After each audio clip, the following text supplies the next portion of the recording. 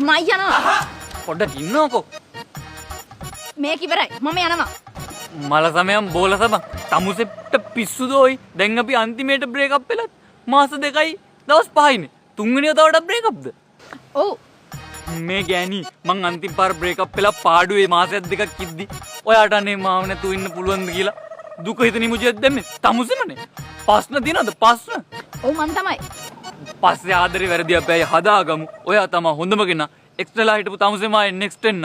ඔයාගේ ජීවිතේ මම ෆික්ස් වෙන්නම් කියලා ආය ආදර සම්බන්ධය පටන් ගත්තේ කියනවා. එහෙම තමයි. X ආයේ next වෙනවා. පස්සේ ආයේ X වෙනවා.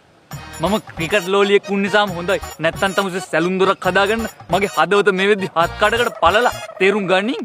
තේරුන්නේ නැහැ. පරදින බව දැන මැච් බලපු මට බූට් කන එක දැන ආදරය කරන එක දැන් සාමාන්‍ය දෙයක් වෙලා. එහෙනම් සුන්දරි යලි එන්න එපා දැන් සිත සෑදුවාම. මට එන තරහට මුට්ටක්